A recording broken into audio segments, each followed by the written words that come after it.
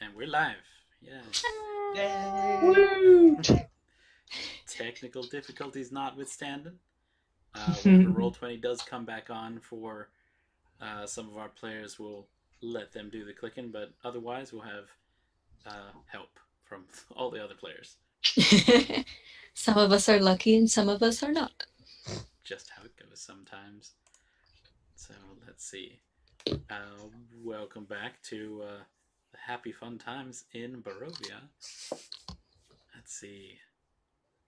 We have, of course, here playing the one silent one. I'm playing Ezra Close enough. Pheras. Yeah. Playing Ezra Pheras, our unorthodox Undertaker. We've got Miss Misery as the honorable fighter, Segrid. Got Thembraeus as the inquisitive bard, Kendrick, Dantiir, Cuthilioni. Squid Kittens as the oft-tested cleric of Kelimvor, Toren Forester. And introducing Badwolf as a powerful paladin, Anna, of no relation to our former artificer, Hannah.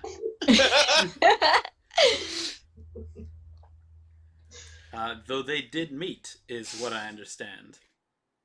Yes. Why is Anna out here in the mists right now? Anna is out here because she ran into some crazy redhead in a pub claiming that she had been in a vampire area in a town in a place that was besought by horrible misery. And Anna feels it's her duty to cheer everyone up and get rid of the horrible depressingness that are the vampires. A good reason as any, and Anna being as stalwart as she is, she took off until going past the crypt guard and quiet forest. She made it to an old road with black pools of water. There's lots of giant trees just looming on both sides of the road. The branches are almost clawing at this really thick mist that's started to gather around everything. And, well, if the redhead directions were right, you should be close to there. The fog is kind of spilling out from the forest and jutting from the impenetrable woods are high stone buttresses looming gray in this fog. There are huge iron gates hanging on the stonework. There's dew clinging with cold tenacity on the armed, carved guardians flanking this gate, though both of them have their gigantic heads laying at their feet. I guess they can only greet you with silence at this point. The gate in front of you swings open. The rustiest creak. Hello? Anyone? You hear a wolf howl. Does that mean come in?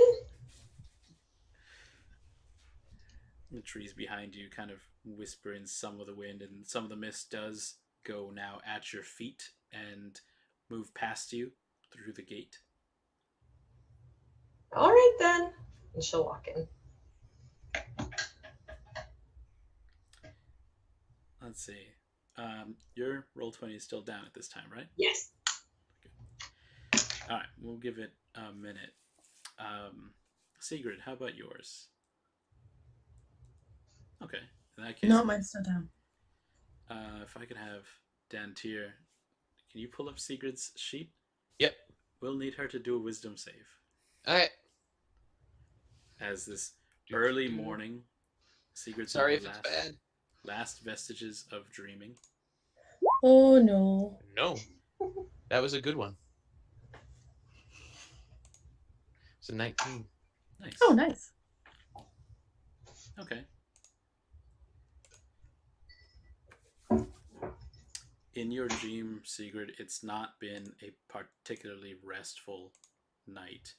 You took watch in part of the night after having rested for the first part, and now you're at your basically the second rest before you get a move on to right what wrongs you can during the day, and maybe just if you right enough wrongs, there will be a way out of here, or there will at least be less terrible things in this place. But the dream that you have been having is one that you had tried not to think about maybe for the past few days. It's your mother and your sister, and they're at their home. It's always been a little off from other civilization, but your sister has been calling for you, and your mother has come out from the home to grab at your sister's shoulders to bring her back inside. And your mother is also calling for you now, just asking you to come home. Except, Sigrid, you are there, and you are maybe standing 2 feet in front of them, but their eyes almost pass through you.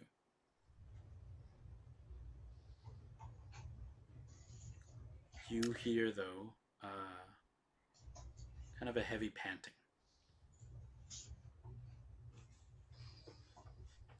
Just a short, and it's coming from down at your legs. I'll look down and see what's there.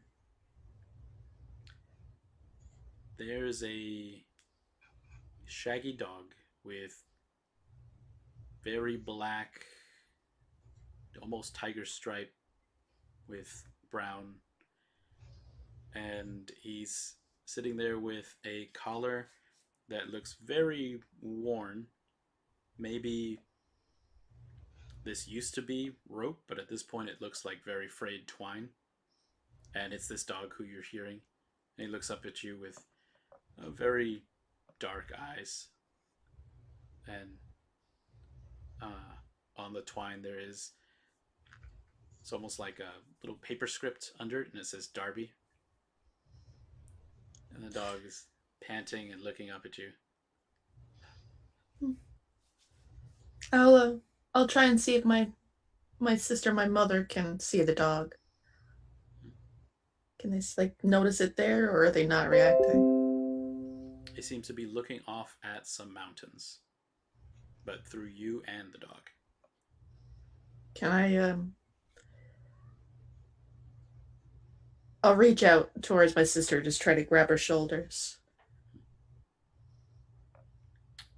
Your hands kind of pass through where you would have otherwise been touching her shoulders, but there is something in the center there, like when you're moving your hands through almost as much as fog, but almost near the center of her being, it comes to somewhat of a thickness, something like passing through a gossamer curtain. And when your hands pass through that, it's as if you're hearing your sister's voice in your head. And it says, she's been gone for 2 months now. Is she going to be gone forever? Is she gone like our brother and our dad? Am I the only one left?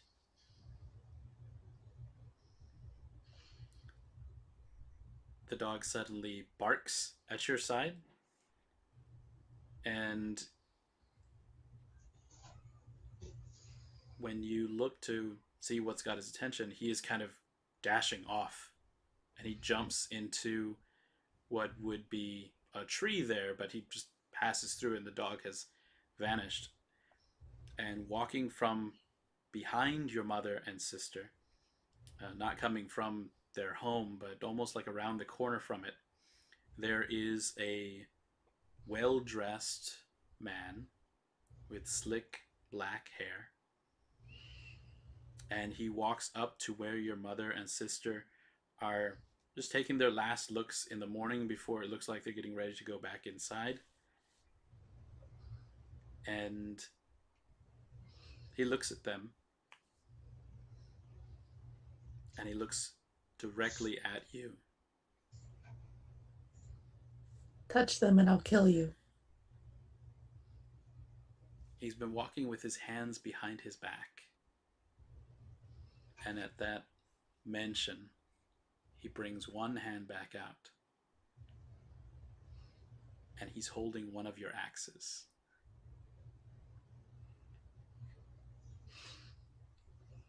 So long as you are thinking of them, Miss Segrid, I will never be too far. And you wake up.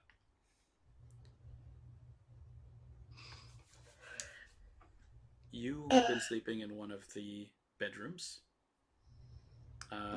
Ezra and Dantiir, where were you sleeping within this kind of manor house? I think we had planned to take a room. We were all going to Yeah, stay in we were all Yeah. same room. I know Dantiir, like, as soon as we got in, just like down to sleep. So he could definitely take second watch. Okay. Let's see. What would Toren have been thinking now that the events of the entire last day, kind of the revelations at Castle Ravenloft, this contest that Strahd has put them into, some sanctuary here, and no arrival of Strahd even past the 3-hour deadline? Well, he said the hunt would begin. He didn't say when it would arrive.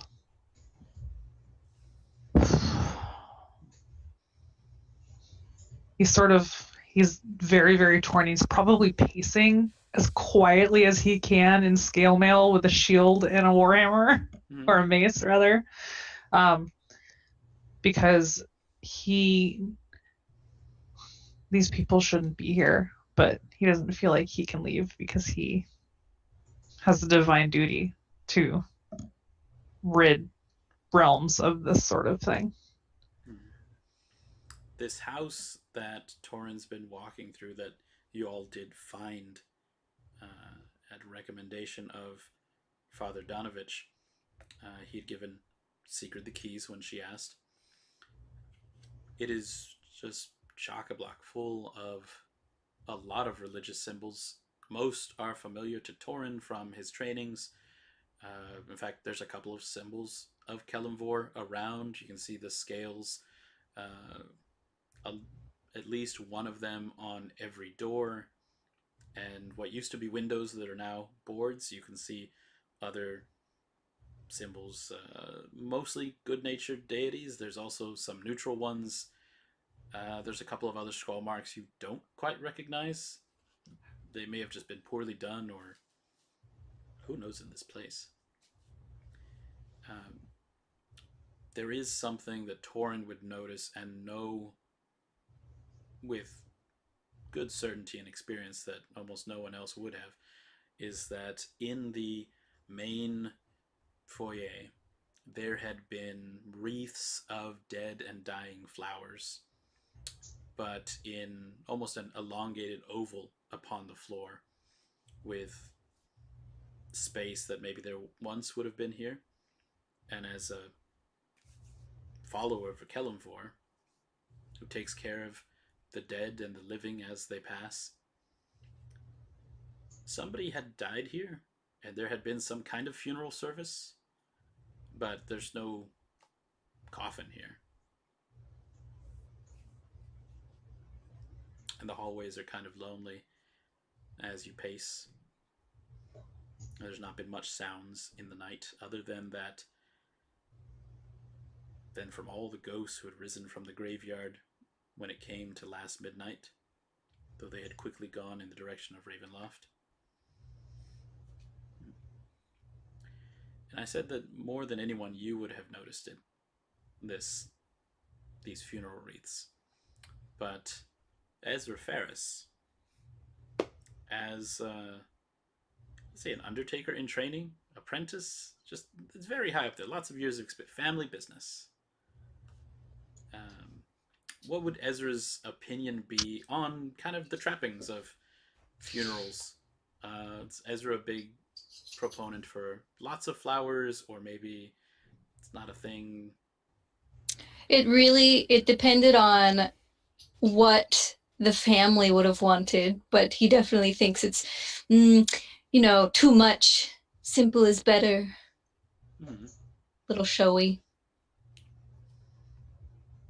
But usually the more that they had, like the more flowers and wreaths, it was the more that they were loved.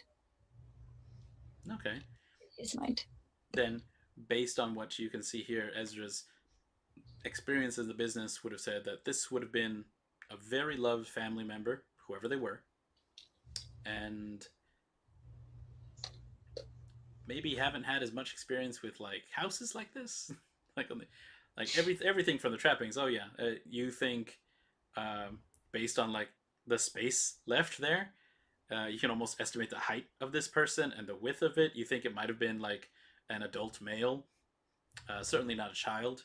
And the male, just because they kind of have like a bigger around the head space and chest area. And this looks like it was by the tracings, the leavings of what flowers are still there. Whoever made this kind of made a form-fitting coffin setting. It's okay craftsmanship. Yeah, that's almost exactly it. Like, professional would have been more regular with the size of it. Like, this might have been done by locals, like not professional. And the dawn of what dawn there has ever come here is coming soon. Where Anna is now, a good mile or so now past the gate, there is the unmistakable scent of death in the air.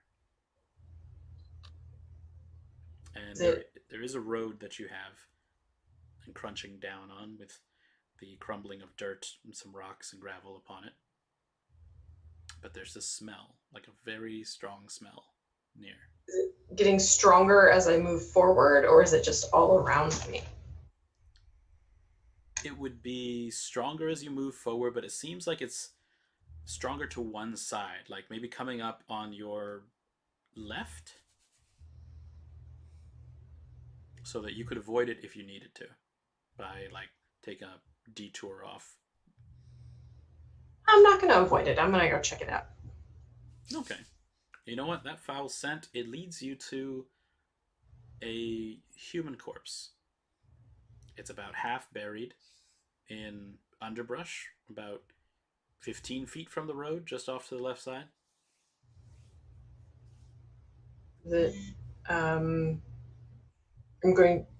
I can't click on anything, but can I, is it female, male? Can I tell how long it's been dead? It does look like it's male. It's got clothes that are torn. And if Dantiir can, Ezra is going to roll for Anna. What are we rolling? Let's try, what do you want? Maybe investigation? Try that out. Turn that body over. Ugh. I'm put on gloves first. I rolled it, but it came under mine, I think. It's got my name, but I clicked the investigation on Anna's sheet. That'll be Anna's stats then, yeah. Yeah, because I have higher investigation. All right. So with a 10, What's 10?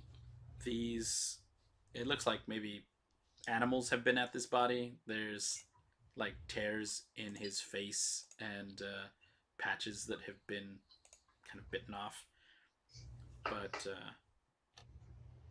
like as you pass this body over, and these tears, they don't look like they're the work of knives, because that would be a little neater. These look like it's kind of been savaged animals at work. And in fact, like as you have turned it over, one of your feet kind of catches in kind of a deep print that's there around the body, and it's paw prints. Are they fresh?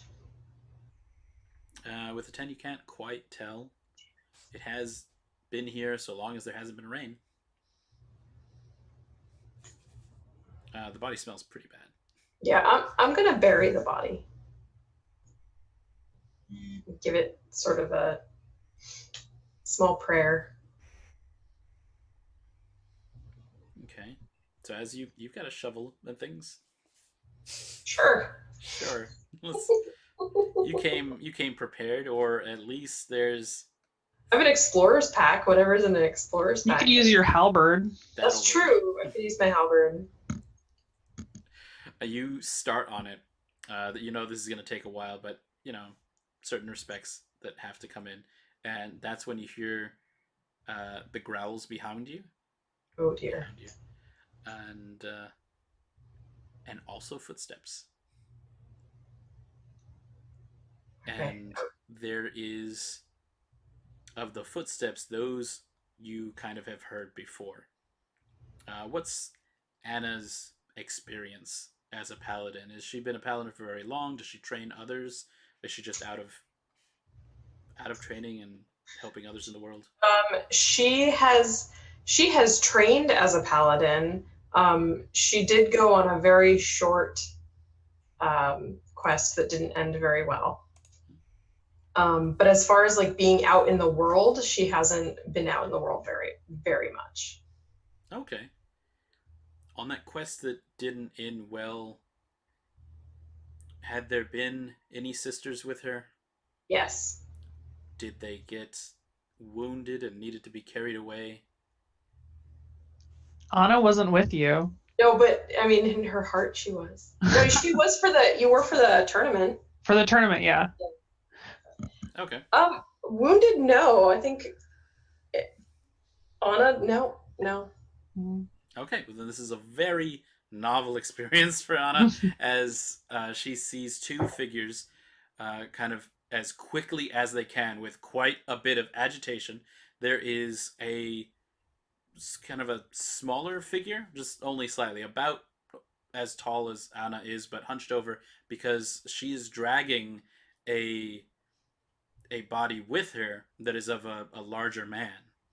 And they both have kind of dark hair, and the woman is even wearing a bit of armor on her, but it looks like what she had covering it, a cloak, has been torn, and she's bleeding from several places. And the body that she's carrying, she's holding onto it very tightly and just kind of pulling it along and dragging it very quickly.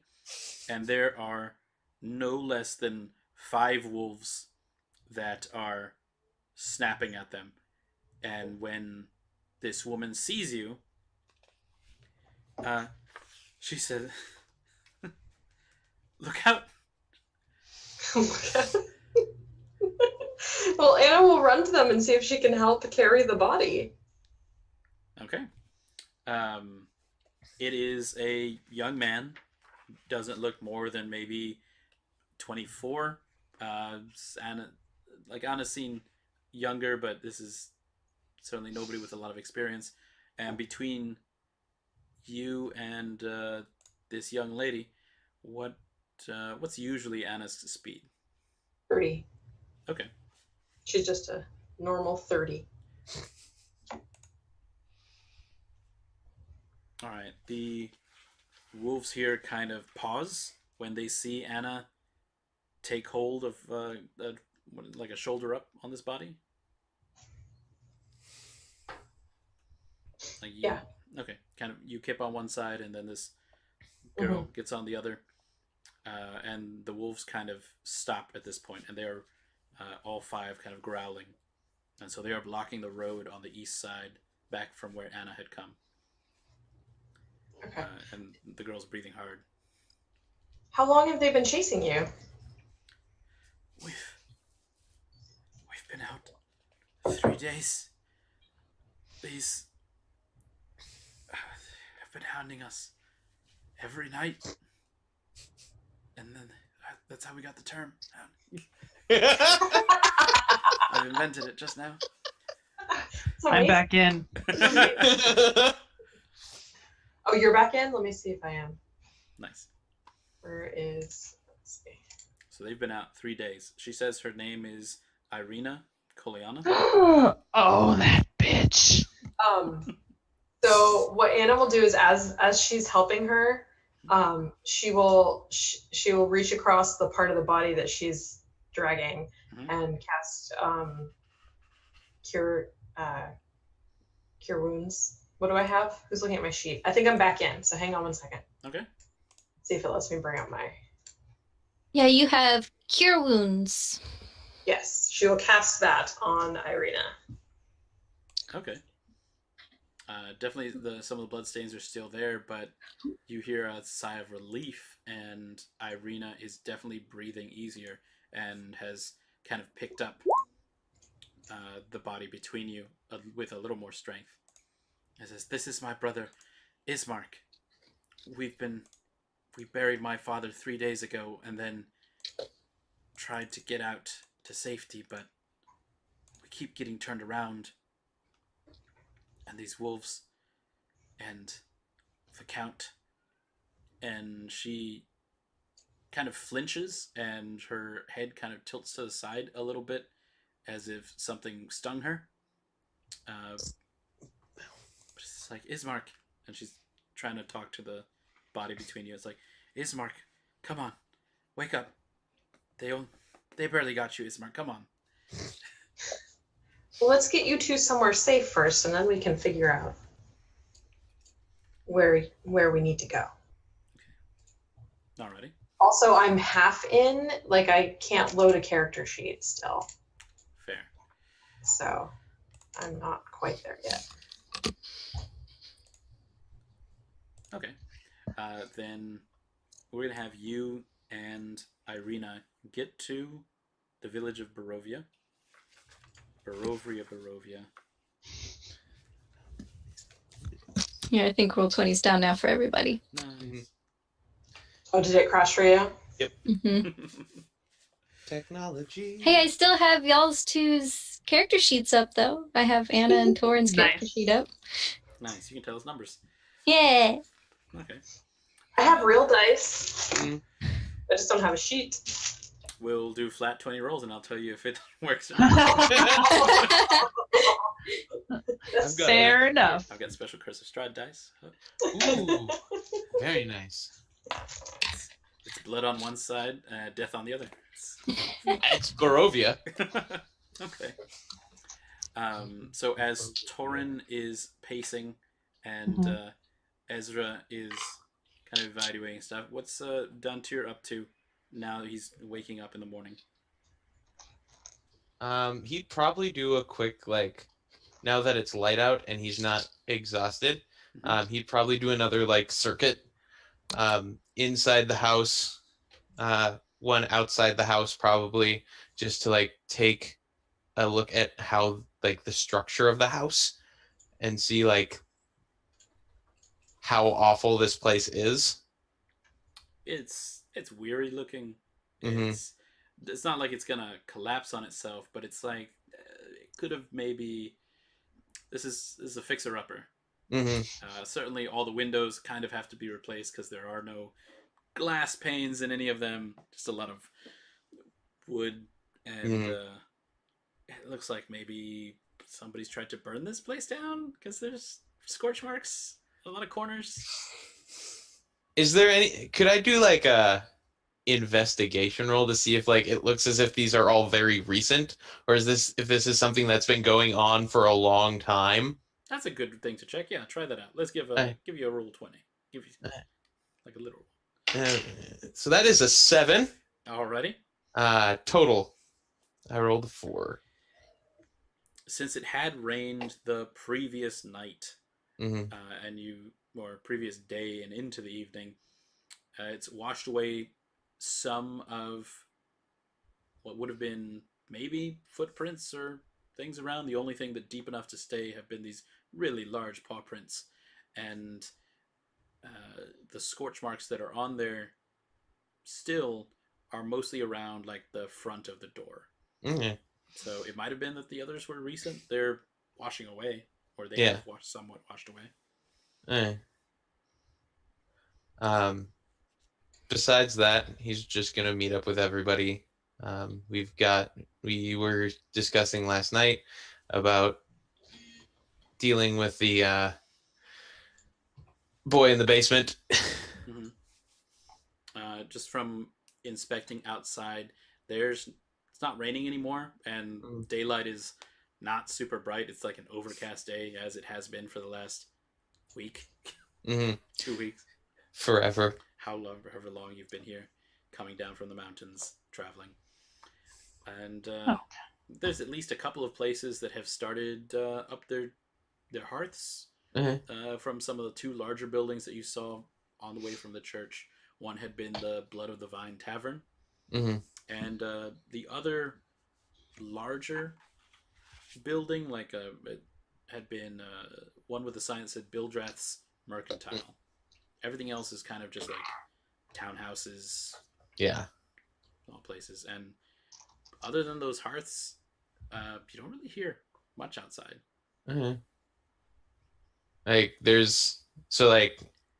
Is there anybody out in the streets, or is everybody just like in their homes? Like the sun has come up, but nothing has changed.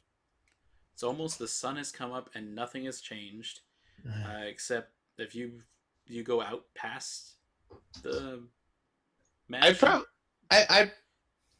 I'd probably take a step outside of the gate, out onto the street, just to like get a look around town. It's a sleepy place. If it didn't have so many buildings, it's almost like walking down a row of abandoned warehouses, except the size of regular houses. So just almost like a ghost town at this point. Not like this. As you head out, Kendrick, Toren's just gonna make a casual.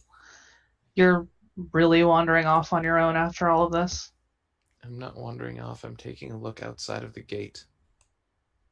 He literally takes maybe a step, maybe 2 out of the front gate. It is super quiet out here. Are we really going to go kill this guy's son? I don't think we should.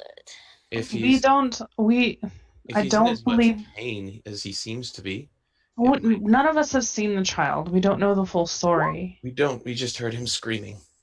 Yes, and look, I kind of look at Segrid and I will say, I understand, but I don't think your anger should be taken out on this boy, whatever the story is. I don't plan to take my anger out on him. What I want to do is give him mercy. Okay. His father said that he's craving blood. It means he could be like that, the Vistani girl, the bride. I don't know the story, so Toren's just looking at you like. Oh yeah, you weren't there. We ran into another vampire. We dealt with it. Is that what we're dealing with here? Yes, there's a lot of them. This place is ruled by one. In the castle when we ran, the man with the black hair. The handsome one. He was a vampire? Yes. He was. Do we know that? I think, didn't we I thought we had. I thought the Vistani had said something about him being undead or a vampire. It would have definitely been mentioned by Hansi. Yeah. Okay. The Vistani who got away. Yeah. Oh, okay. Oh, so Toren wouldn't have heard. Yeah. Nah. This is news to Toren. What the fudge? What? Brrr? This great dude who invited us to his house and said that I'm going to be a king. No strings attached. The castle rose up behind us as if on magic, and now is peering up over the valley in like 80-foot height. But he's a vampire? I thought a wizard maybe, but Yeah, some powerful magic, but no, I didn't. I don't have those skills. Yes, he's a vampire. That's crazy. We have told the priest that we are coming, Mm-hmm. and I don't want to leave him in the torment of waiting, but I would ask that you let me try to ease the boy's suffering before it turns to violence. Of course. I defer to you. You're knowledgeable on this more than I am, but Well, I'm not necessarily on vampirism, but What you can do. a quick and easy death is, no death is easy. from everything that I've seen here, Purple. is a mercy that doesn't happen to many people. It didn't happen to Mr. Tree. It almost didn't happen to me. And I don't remember if he was there when I got crushed, so I'm just going to lift my shirt to show some of the bruises. No. Oh no. Ooh. Yeah. Don't have. it is as if Segrid has been physically strangled by arms and fingers of a giant. We're doing the right thing. That man and his son are suffering. You saw the state the priest was in. We're doing the right thing. I don't know when the line is our own safety, getting all of you out of this place, and duty to others. I can't. Well, we made a promise that we would help with this. And I intend on fulfilling that promise. We all had the option to run last night. We're still here. I can't believe you guys trusted me to watch over you as you were sleeping. I was tired. You was necessary. did well. We just met yesterday. You guys are like princes or something. You had the fan quest. It's just cool. Ezra? Mm. Is it? Mm-hmm. Okay. Here, you would probably enjoy this. And I hand him my prayer book as like a way to distract him and keep him quiet. No, it has like the emblem of Kellamore on the cover, so it doesn't necessarily look like a prayer book. So he might get excited before he realizes what it is, and we've like do the adults talking over him thing. Okay.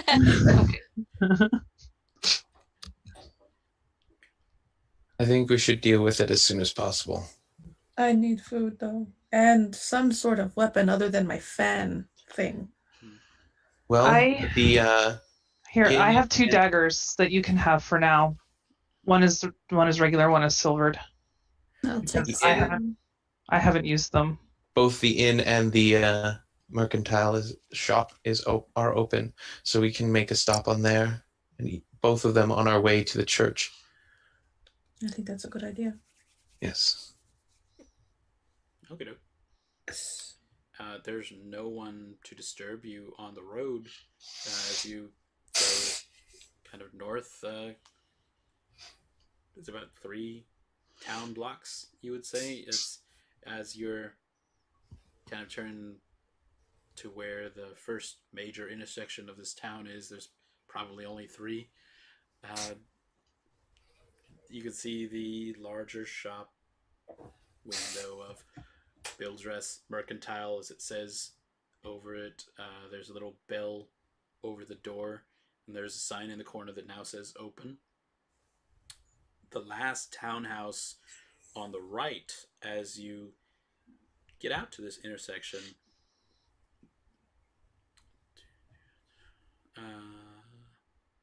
Dantiir, you would be the one to hear it first then. Mm-hmm. There is somebody sobbing their heart out inside, and it's partially because of what you're on alert, but also partly because there's almost no other noises coming from this town. Like you can hear some people inside the mercantile shifting boxes around or something. There's somebody crying nearby. Is it words at all, or is it just It's general wailing? Great wet sobs. We might want to take a check on that after we see to the church. Sometimes mourning is a private thing, Dantiir. You don't have to stick your nose into everything. And sometimes it's someone who needs help. Let's go to the church. Tavern and store first. Right. Which one do you want to try first? Who has money? gold? I have gold. Nothing. I have 182 golds. I have 242. So Let's go. Food, breakfast, information. Yes. So as you're crossing over this intersection, there are 3 figures coming in from the east part of town at kind of a breakneck pace. And one of them shouting is like, "The inn! We'll take shelter at the inn. Oh, wait, it burned down. Oh, God. I've been waiting for this reunion. You have no idea." And you just hear somebody shouting, it's like, anyone! Dantiir will make a beer line for him. Do I recognize the voice? This one, you've never met Irina Koliana. It's a dark-haired young lady. Seems to be, she's clunking with some armor down at the east end of town. It's like you took 3 blocks to get from the mansion to the middle of town. They're about 6 blocks to the east. So it's somewhere, because she's shouting, you can certainly hear her. She's carrying somebody in between one of her shoulders, and there is another young lady to the left of that. Yeah, Dantiir is going to help immediately. Yeah. I got confused. I thought it was Wolf Lady. I got really excited.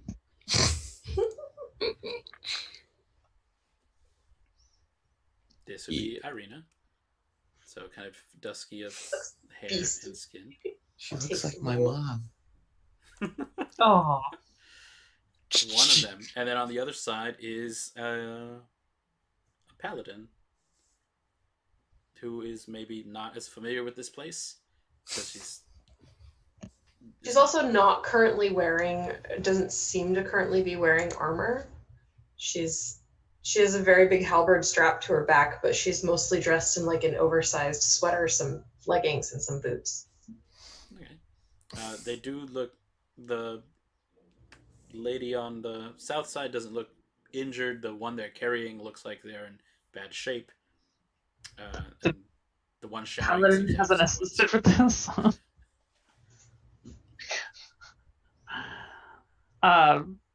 Yeah, seeing injured people, Toren will run up and will immediately, just to try to get the poor person stabilized, will use his healing hands and will give them 5 hit points. Okay. This young man kind of gasps for air and coughs a bit, and he kind of shakes out his very sweaty hair out from his face. He coughs up, and there's like some clots that come loose with that. It's like, oh my, Irina, where? Oh gods, we're back at the town. We've been going in circles. Did you not want to come to the town? Because I thought we were getting you away from the wolves. Wolves? Yeah, they're like, I don't know, like 6 or 10, or I didn't. Normal wolves? Dantiir, Toren, Segrid, and Ezra, you see no wolves behind them. Dantiir is asking them, were they normal wolves? They're what other kind of wolves are there? He'll turn to the other pair. Were they normal wolves? They seem to harry us nightly. I wouldn't put it past it to be the Lord's servants. Great. Oh, tell him that great phrase you came up with, though. You know about the wolves? I don't want to steal it from you. They hounded us? Yes, that was so great. It was so great. Ezra got it. All right. Ezra's just like clapping Yeah. in the background. Irina was like kind of puzzled, but she'll look at the rest of you and say, like, I do not recognize you. Are you from?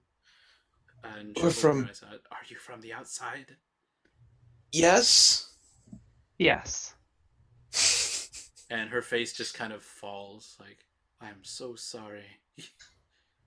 Yeah. As are we. It's been an interesting trip. Has he nightmare. visited any of you? As the mention. We should really tend to your friend here. Is there someplace they need to be? We have our mansion in the south side of town, but I do not trust it. It's decent at the moment. I shall look at you again. It's like, I left the keys with Father Donovich at the church, the north side. Just point over to the. Yeah. Put them back in my pocket. Okay, let me do a quick insight check from Irina. Okay, she thinks for whatever reason you have been placed here on this path, and maybe you needed a safe place to stay. She'll want to know one thing from you, Segrid. She says, is Father Danovich still alive? He is. He gave us the keys for shelter. She breathes a sigh of relief and says, like, then yes, the mansion will do. I wonder what's left. It seemed mostly whole. There's some burn marks, some scratches, some bits falling off, but more or less, it's there.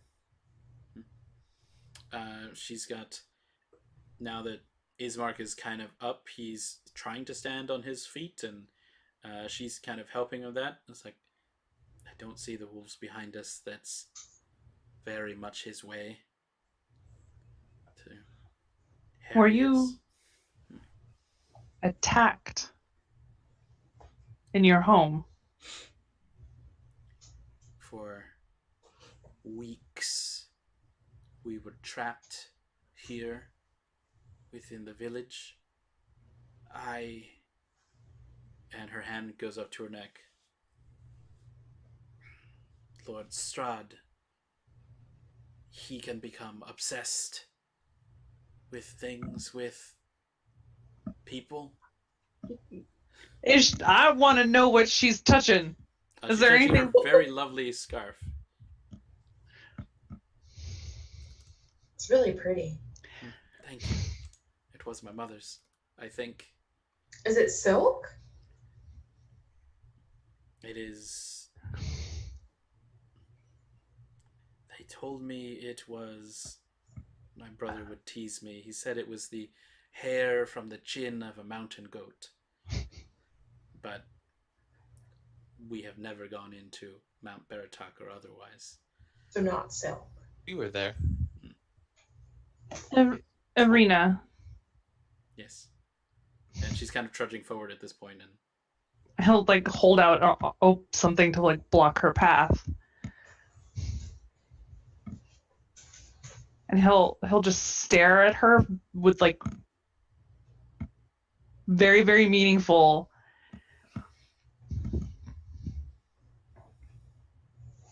Has he marked you?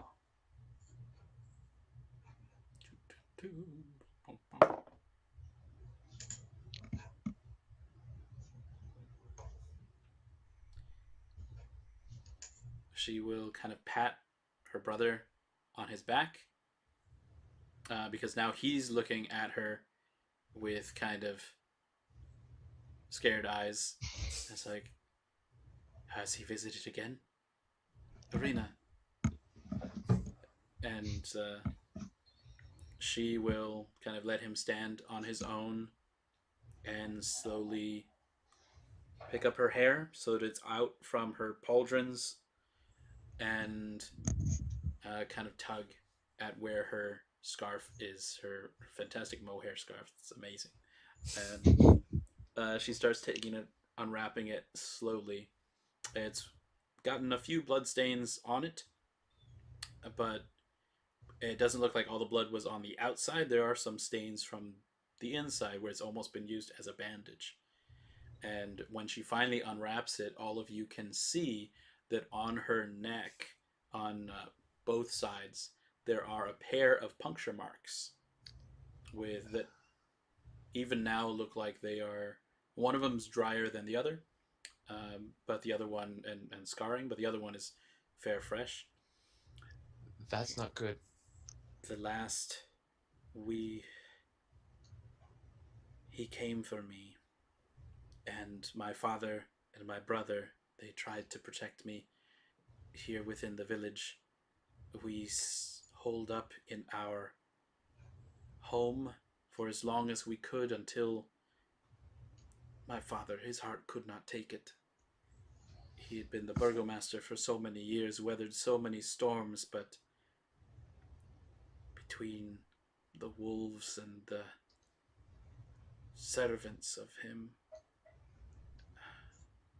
we buried him 3 days ago and made out on our own to try for safety. We heard that the town of Vallaki had had some measure of peace for months. We figured their walled gates could give us some protection. They might offer to the family of another burgomeister. We didn't make it, and he found us one more time out in the mists. We haven't seen him in the last 2 days, but he has sent servants after us, and these mists, confound these mists. We left the west side of the village, and Miss Anna here has brought us through the east gate. Why is he so obsessed with you? He takes brides as he takes possessions. Tarn was just gonna look at Dantiir like, really, you can't see she's like really attractive right now. So pretty. He wouldn't say that, but that would be like the look. Like, you're really asking why he's. You were there with So. No, but Anna would totally be like, I mean, if I were a guy, I'd be obsessed with her. I'm not saying you're not attractive, but this seems to be exceptional to the point of worrying and terrifying. I guess roll me some insight, Dantiir. Eh? Because you've met the guy once, and I have. He's stared at me a couple times too. Yeah. Is Dantiir jealous? That's a 12. Okay. I mean, I'm not saying anything. So far, all of Strahd's attentions and your interactions has been specifically about heritage, about interactions with others nearby. Of the Vistani have told you that you may be related to elves here, something connected to your father in a way that maybe he escaped and was brought back here in some way. He certainly should have been dead. And, well, if this of your time here had been tests, what had been Strahd doing in the meanwhile while you were on the run from werewolves, trees, The spawn, and the huge. So, with a 12, I'll say that, this might have been a busy guy. Maybe had a lot of balls in the air.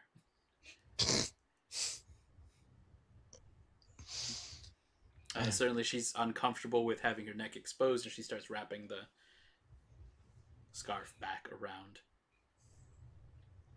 Ismark says that he's actually feeling better, but hungry, and kind of asks if they have any rations left. Yeah. And Irina says, like, if We she's could kind also of, buy you yeah, food. she's kind of listening. We could buy you food. There's the inn right there, or the bar thing, whatever the blood on the leaf is. Fine. It's blood on the vine, Dantiir. Blood on the vine. Yes, that. Some bard you are. My wisdom ain't great. It's been a long night. All right. She'll agree that this is a pretty good thing they could do, and especially now that Ismark is looking a little better, that so long as there are still people at the tavern and the mercantile, then Ismark kind of says, like, food first. That is a good idea. You could use it. Yes, we are all hungry. Cool. That'll not be too difficult. This one also has an open sign, and there's in the doorway, the sign there is just still kind of precarious. Inside there is a bartender who's kind of like wiping a glass. This is early in the day for drinks, but he seems to have been, I guess, prepping in a way. And most of the place looks clean.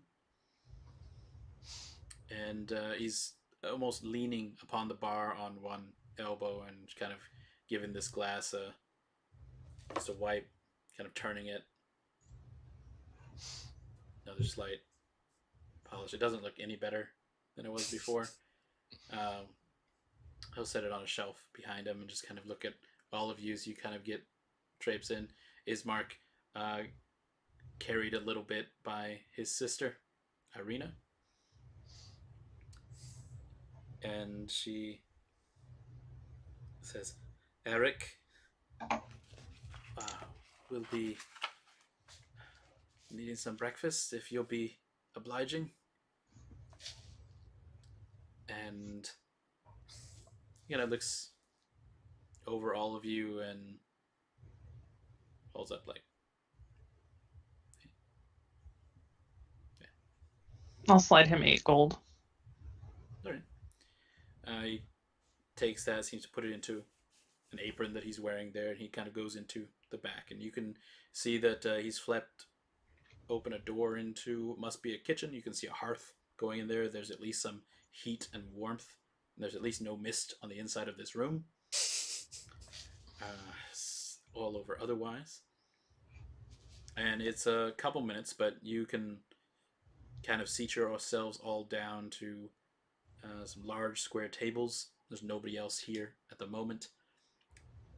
Within a few minutes, he's back out with some plates and a stack of them that are empty. Another one, once he comes back through the kitchen, there's a set of eggs that come out, and then sets down like a really large loaf of bread that is probably not fresh, but like he sets it down and it almost makes as much of a clang as like a dish did, in that it goes like a thud. But he sets down like there's a bread knife, and then he kind of thinks about it. He takes out like a steak knife from his apron and he puts it down next to the loaf. Dantiir will cast Prestidigitation and warm up the bread. Nice. It steams. Steamy hard bread. At least it'll be warm. and he'll cut himself off a bit. All right.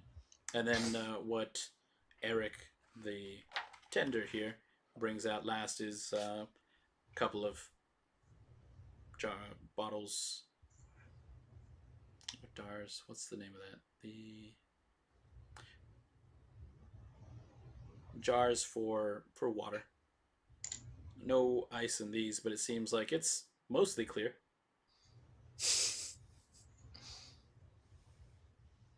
Can I get just like some hot water? Would be good. He kind of turns around. You see him hear noise of metal clanging, and after there's some hissing and smells, nice smells, he comes out with a plate of some sliced and cooked hams, just onto a plate, and a teapot, hot water. Thank you. Puts that in the middle of the table.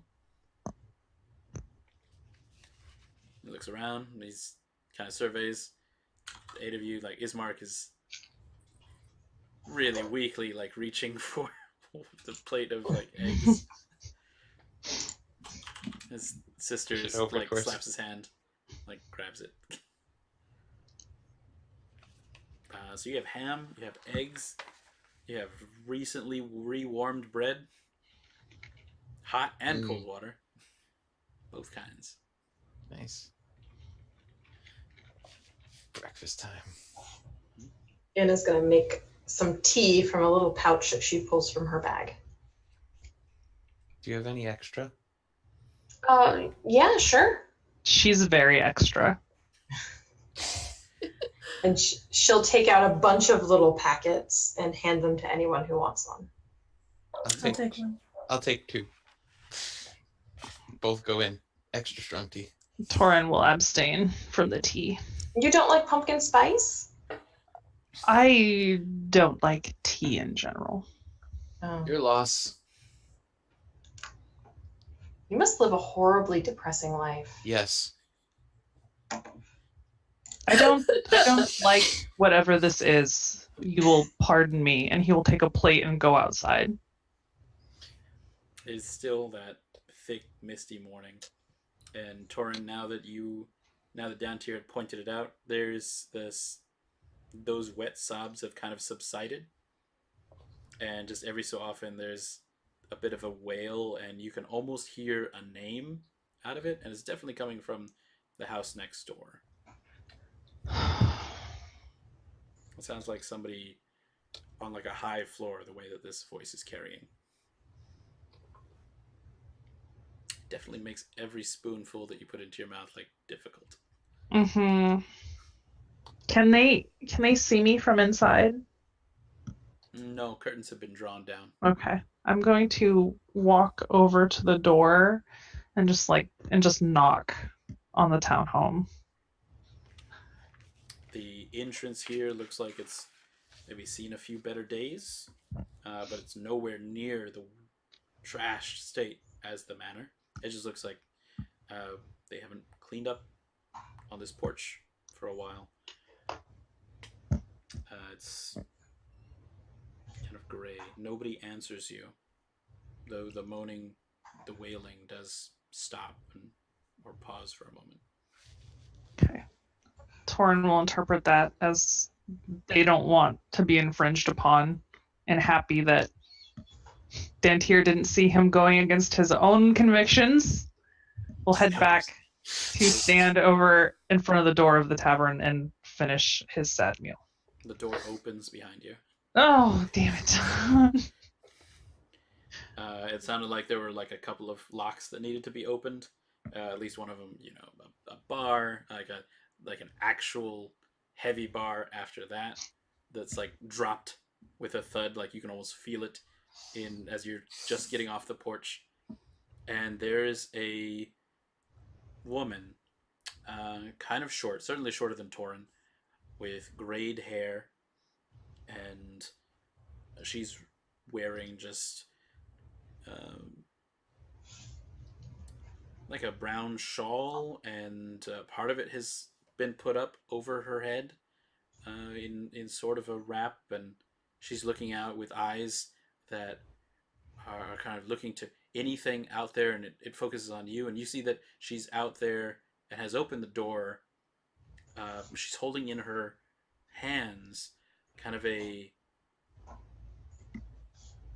in the kindest way to say would be like a doll, but it's like a doll that has like a head that's kind of too large. One of the ears is the size of a gold piece, and the other one is the size of like a copper. The eyes are X'd out, and there's like this little tuft of hair on the top, with little X's as a mouth that makes kind of a leering smile, and on its body it wears like a dress made of sackcloth. So it's got like this. It's a doll with a goth dress.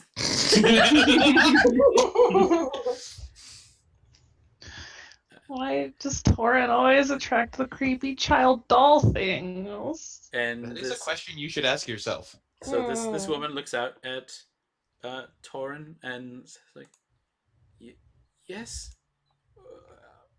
how can I? Who?"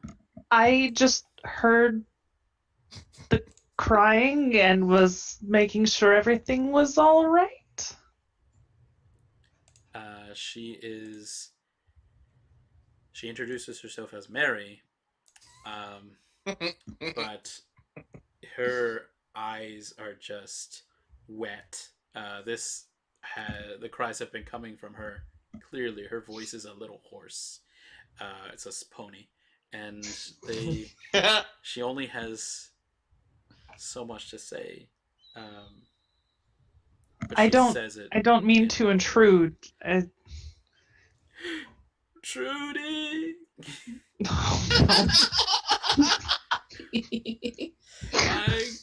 my Trudy. And she starts holding on to that doll that she brings up, and she almost brings it to her hands and starts weeping openly into it. He took my girl. He took Gertrude. And she's just shaking, and like she looks like she's a little wobbly on her feet at this point. Oh crap! Breakfast. We'll go back up the stairs and like there's like a the railing. Offering. Okay, like the offering of the hands to like steady her, but not wanting to. She half falls into your arm. Oh. And you feel like that moistness when somebody has had quite a bit of tears and it's just kind of collected. And you have your armor, but there's mist, but it's like just that extra, the moistest layer. She'll tell you that this, weepingly, sobbing, says like this doll belonged to her when she was a little girl, and that her father got it from Vallaki. That it's an official Blinksy doll, and like, Toren can see like there's this like tag that's sticking off of it. It says "Is no fun, is no Blinksy," and she like reads it off like she's telling you the details of her childhood and how she passed this down to her daughter Gertruda, who lives with her here in this house, and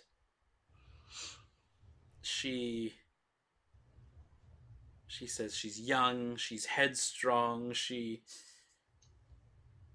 said things, and Mary said things, and a week ago Gertruda's window was left open and her bed linens tied, and she has not seen her daughter since, and she insists that her daughter's the most beautiful young lady you would have ever seen.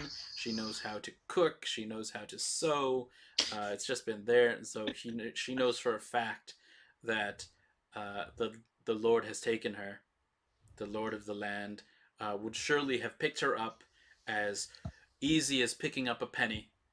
Uh, Seeing such a talented and beautiful young teen on the road by herself, she just knows it.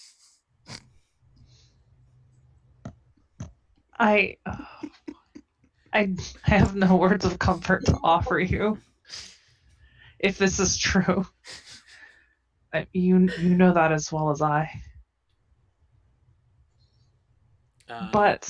But roll me some insight, Toren, because now you're looking into her big weepy eyes. Oh,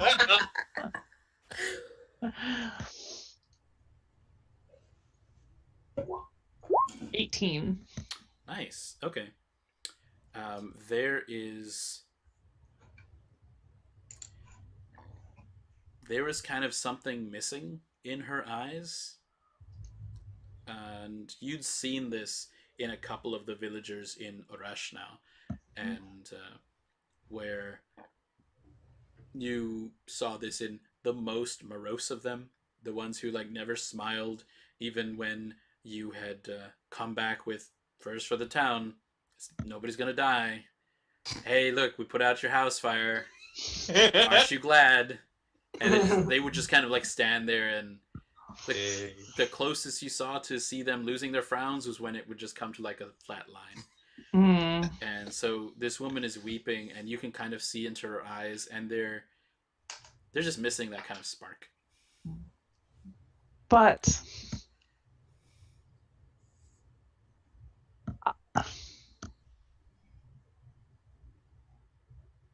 my companions and I do travel, and I will keep a watch for her.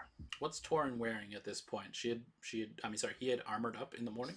Yes. Oh, yes. He had armored up in the morning, and he it's scale mail, but I think after seeing the inside of the burgomaster's house, he would have put just his drape, the frock over to kind of reduce the scary armor appearance, and also be like, Calibor.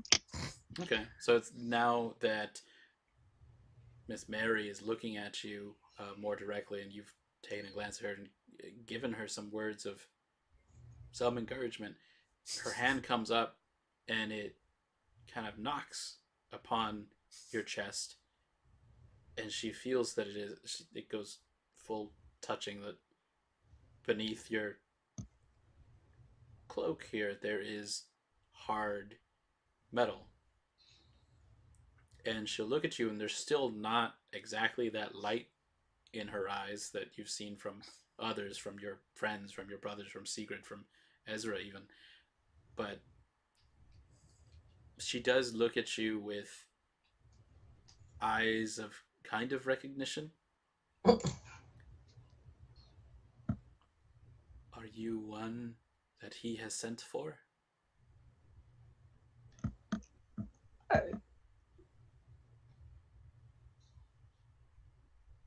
The Lord Strahd, may he live forever, has he sent for you? So he claims. She grabs hold Oh shit. of your like front lapels, but like this is onto your like chest of chain, and she is very tightly gripping, but you can almost feel like she is the weight of a waif. It's nothing. Toren is very still, like he's not reacting at all. He's not trying to push her away or anything. He doesn't want to break this poor little lady. Says, he's summoned you. He's called for you. He's brought you here from the world outside. Please, he would have picked her up and taken her to his castle, to Ravenloft. Please go when you meet with him.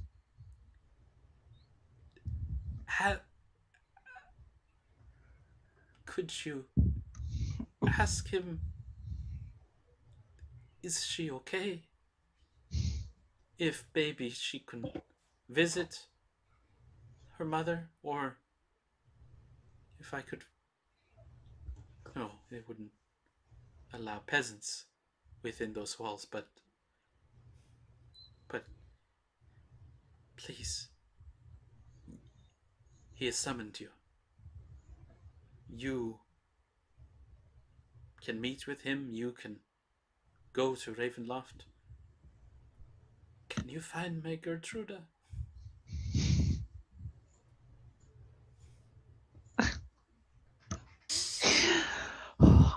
I Starts can. bringing up the little doll. It's so creepy. You're not helping your case, Mary. Ugh. I will give you my creepy doll. I can. And he's like very pointedly not looking directly at her. I can promise only that I will try. Would you take this to her when you find her? She has never been away from home. She's lived here all her life, and she's never slept away. I will take this treasure to her. This is her Stormy. And I'll put it right next to Isabella's drawing so that when I want to feel like I'm not doing my job, I can look at both of them and cry. On the inside of the Blood of the Vine tavern, the pumpkin spice is popping. Mm-hmm. Fully It's is. fall. Yeah. Yeah. I'm pretty sure Segrid will not drink that. No. She'll just leave it there, but she'll just grab what's left of her food, and I think she'll go find Toren outside or something. Hot bean juice, though, but okay. Irina will kind of comment to Segrid as she goes out. It's like, be careful, and it is day, but it is never a bright day. Segrid will nod and say, I will do my best. So Segrid, you get to see the last part of all of that exchange. Like, you open the door, and just like this is the part where Mary had grabbed onto Toren, and all the it's like, please, you know that the doll's name is Stormy. It's got like this dark dress on. It looks like Wednesday Adam from down here, and it looks like a big head from up here. You are now hearing the story. It's like, she used to make up stories of why she had the big head, that there were bugs being stuffed into her ears, and that's why she has a big head.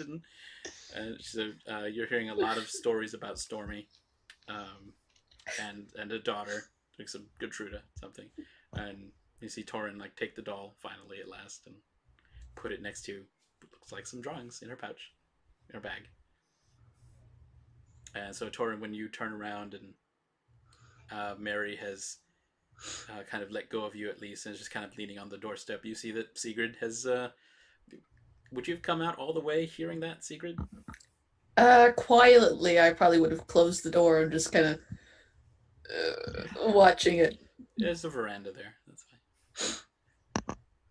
Do not tell Kendrick that I knocked on that door. Does Toren kind of shoo Mary back into the house? He'll just start stepping down the steps and be like, "Go, take care of yourself." She takes part of her sleeve, like she kind of like wipes it. She doesn't blow her nose or anything, but she like wipes it and says thank you very quietly. Thank you. And there's still no hope in that face, but it's like she's done all she could. It's like when you triage somebody and you bandage them and there's still a wound there, and you just kind of leave it to that person to see if they're getting better or not. And so she kind of shuffles onto the inside. It's the story of Toren's life, the cleric who delivers no hope. I think once you're going to be reconvened, let's take a short break here, and we'll see what we're going to do all together in about 7 minutes. All right.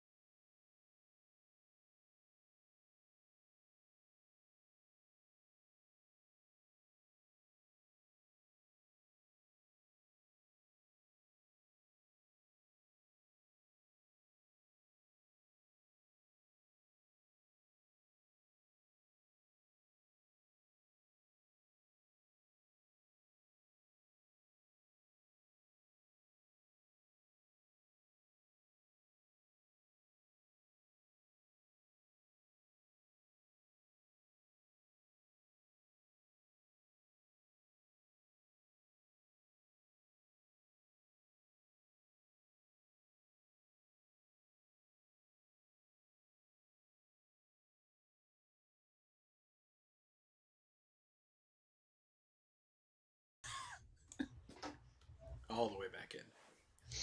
Woo! The very beginning of time. I don't consent. Okay, fast forward to whatever time zone mists are. Oop, too fast. Mm-hmm. There's now 13 doctors. Ah! Sweet. Okay. So Segrid and Toren, you are both now in on this request from Mad Mary, or Sad Mary. Her teen daughter, Gertruda, has been gone for a week. Mary says she's probably at the castle because Lord Strahd can't resist, but... Where else are you going to go? I just figure we'll keep an eye out as I don't know anymore. Like, honestly, that's a possibility, yes, but it could have also been that, according to the map that you picked up from Oresh now, and what Irina's mentioned, there are a couple major towns here. There's Vallaki there in the north, there's Kresk in the west, and on the map that you had, there was like a town to the south of Vallaki in an area that's kind of marked as swamp now. But what it had before, almost scratched out in a way, is that there is supposed to be a town there in the south called Berez. But it's like, it has a line through it. So there's actually places that she could go. Castle Ravenloft is closest here to the little village of Barovia. It's probably not more than an hour's journey as the crow flies, but as you encountered, it's a little longer than that when you want to take it on foot and not climb up and down mountains. Okay, and then everybody else is inside. What do y'all want to do? I think Secret's probably gonna walk over the Toren and just gonna have a inquisitive look.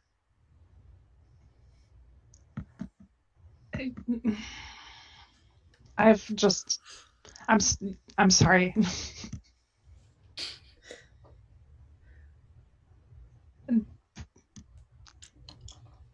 I don't do words. Is there something? The doll is Like the head did not fit in the bag. It's like Oh sticking out. no. it's that's something. It means something to someone. Can I ask you a question? Of course. Have you been having any dreams where this Strahd gets into them?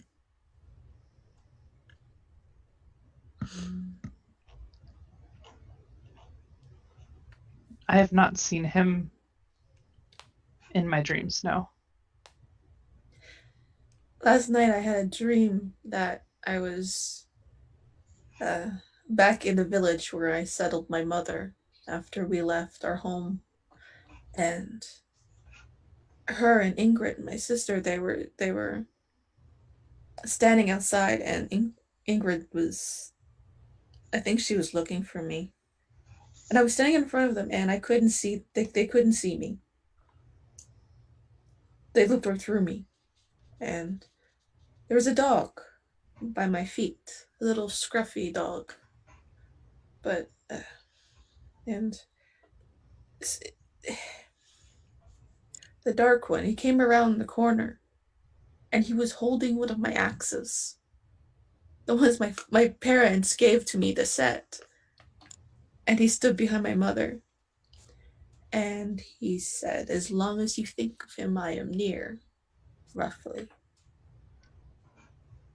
Can something like that actually get to my mother and my sister? Can he actually reach them? I want to be able to tell you that that's not possible. But I don't know. What I can guess from all that we have heard from the Vistani, from Strahd himself, I don't think he can leave this place. But he's able to get into my dreams. Can he get to them through that? Through his Would Toren have any idea if that's a thing? You can probably. This would probably be an Arcana item. Okay, I am super 0+ at that. 4.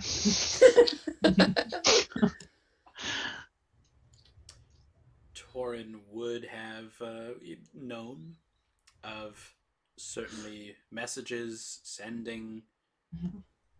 There would probably be a dream kind of message somewhere.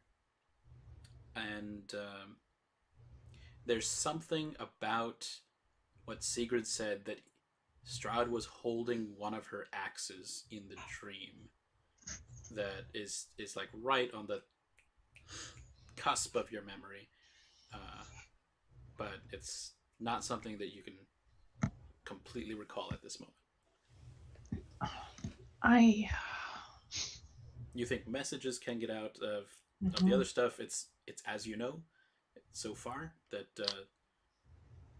you found your way into Barovia, but it's not as if Strahd went out that you came in. Yeah, and Toren will sort of relay that. Just the super awkward, like, I wish I could tell you that yes, you have nothing to worry about, but I can't, and I know that's not what I'm supposed to do, but I don't want to lie to you either. I understand.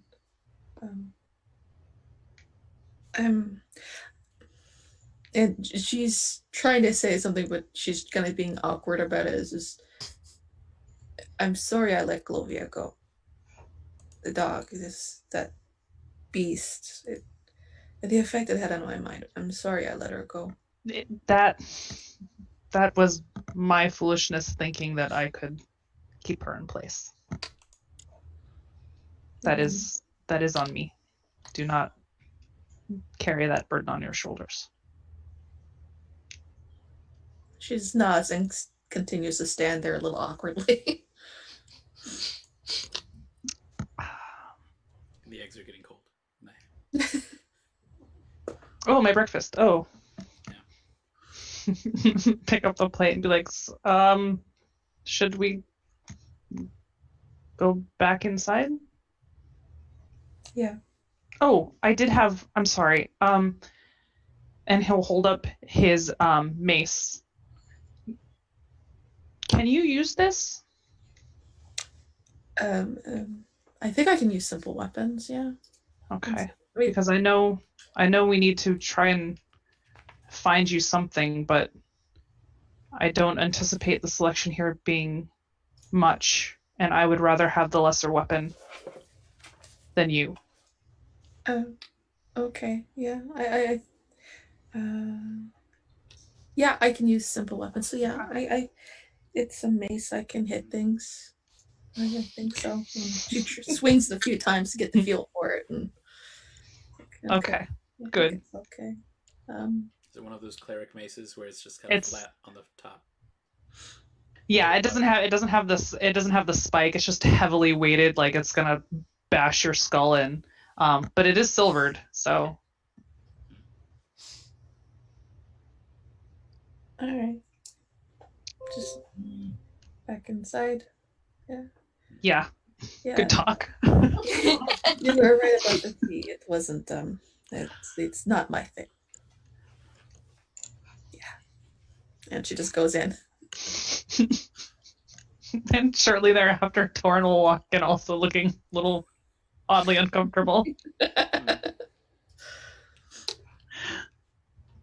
Toren, as you're the last one to go in, there's finally some activity on the street that you can hear. Somebody's knocking on houses, and like with that kind of like quick rap, but it's somewhere from down the street with a kind of an elderly voice saying like, "Dream pastries, morning dream pastries. It's Morgantha. I've come with a fresh batch. Tasty, tasty." And you hear the sound of like a door opening. Little jingle of coin. Door closes, and then you're inside now. So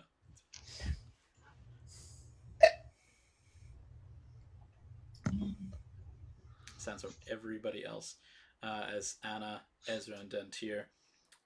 Now that Irina and Ismark have kind of warmed up, certainly they've used some of the blood of the vines cloth napkins, and I think even the dish towel that Eric the bartender had been using to wipe off some of their blood, and one of the containers of water has just been used for in this purpose. It looks like maybe Irina had gotten up to take this and borrow it or use it, and is certainly like wiping off her brother's face, and he's kind of fussing about it. It's like, so as I was saying, we were trying to get out after my father died here. We buried him with the help of Father Danovich in the church, but we've been going in circles for days. Speaking of the church, when we got here, there was a bit of a processional. At midnight, there was a lot of ghosts. That would be new. Oh, well, at midnight, there's a lot of ghosts. What did they? And Ismark kind of was like, did they look like men of short stature, of strange clothings? There were a lot of them. And Adam's memory is bad. Dantiir would have noticed they looked not out of the ordinary for Faerun. So they looked like people from where I come from. And they all headed towards the castle. Irina, this happened when you had started to go after the first visit. And we left, of course, before night fell. Go under? When Lord Strahd visited Irina for the first time, she was left in a fugue state for a night and a day. We made preparations to leave, but that's when we became trapped by the wolves surrounding the mansion. There was some relief from them during the day, and within the last 10 days, we had not seen wolves nor disturbance. It was as if we done some minor miracle, and we buried my father, and we left. Honestly, Valaki was our best hope, but I don't see us making it there. It's the very definition of insanity to try the same thing again and expect a different result. But the ghosts,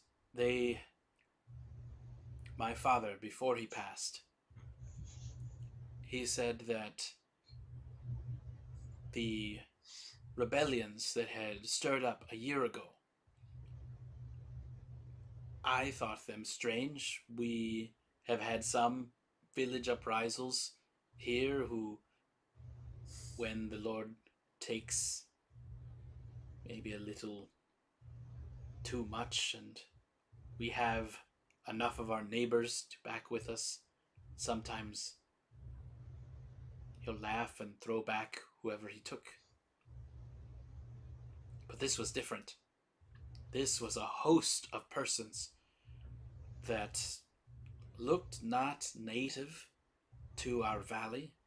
They had staffs and crystals, swords, weapons of that make, as Segrid has now come in and has hefted the mace. They were led by a man with a bald head and his cloak, it glittered. And they confronted Lord Strahd there at Ravenloft, and it was such a battle as I had never seen. My father said that he had spoken with the man, that he was here to restore the valley to balance, and that we would not have to be in worries of anything from the Lord. And I'm guessing it didn't work out well.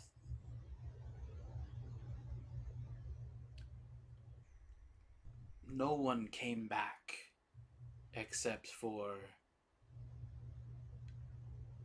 poor Doru. And he came back very different, but for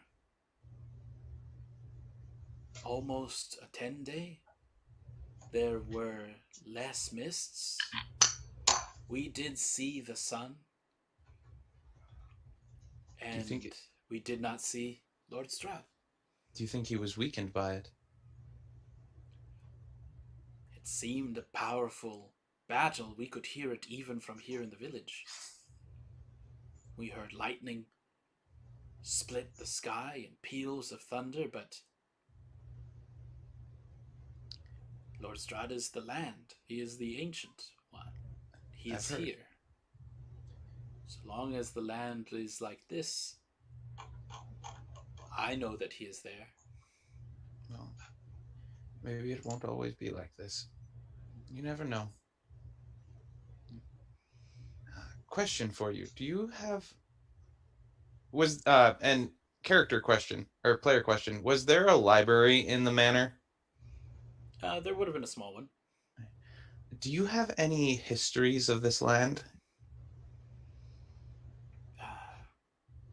My father would have kept some there in his study. We left very quickly and tried to travel light. We have what gear we have left. We will need to go to the mercantile in order to restock. We need to make a stop there ourselves. But I suppose at the very least there would be village records held there. My father was the burgomaster, of course, and he kind of looks down and as if he's kind of realized something.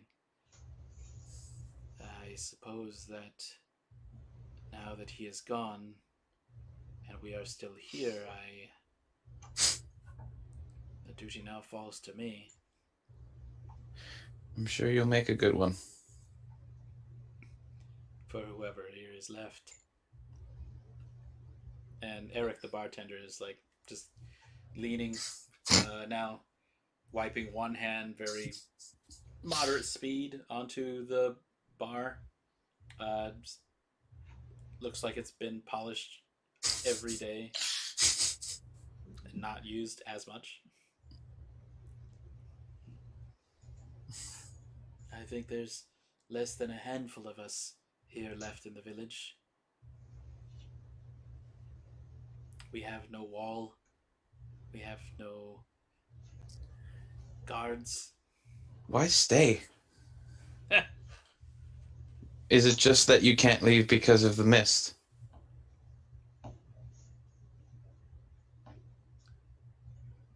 When you came here, you from your lands, did you pass through the gates? No, not me. I did. What did it look like? Very misty. Statues that had been beheaded. And lots of trees behind me. Yes.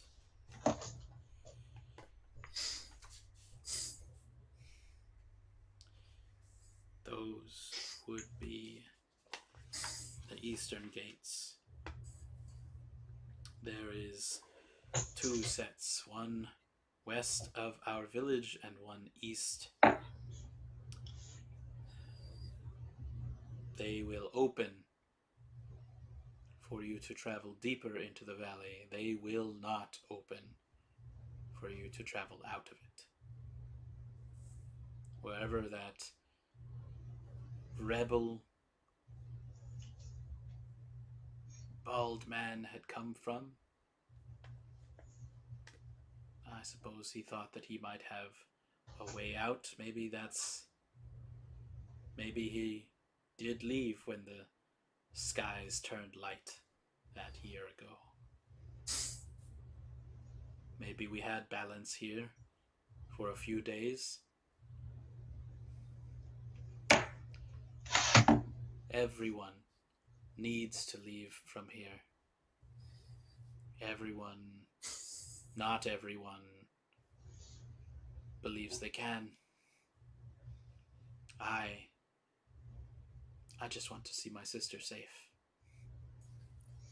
It's very understandable. And Irina has kind of like stopped this part. She was just kind of listening to all of it, and she has a twisted dish towel that's in her hand that's growing drier by the minute. But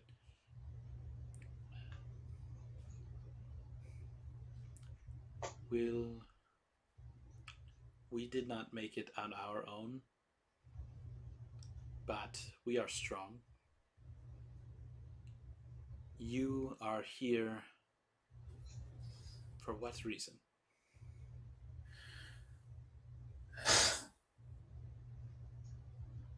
To look at Toren, Dantiir, Segrid, Ezra, Anna. I don't know really, truly. I wish I did. But while I'm here, if there's anything that I can do to help, I will do what I can.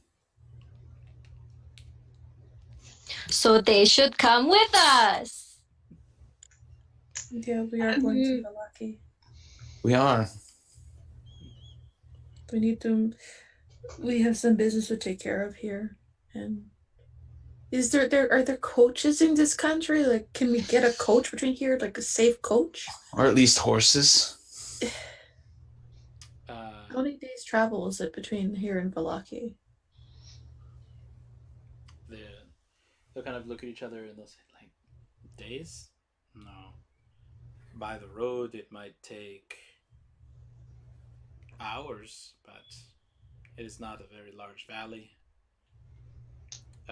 And they'll explain that the main road, the high road, will kind of wind its way west of the village, take a big loop around kind of the Svalak woods so it stays out of the woods, and then curve around so that passes the old mill and is almost the only clear way without going into woods, so that it would take about 8 hours to get from Little Barovia to Vallaki if you're taking the high road. They tried. They're kind of for it at this point. Like, they didn't want to be on the road, but they tried to go through the woods. And personally, we have had much better luck on the roads than in the woods. like, The woods are terrifying, and they're filled with trees that can kill you. Yeah. That happens, I guess. If we need to, we can follow the road, but just stay out of in the woods if we need. Mm-hmm. There's enough of us to remain vigilant, I guess. Definitely. Okay.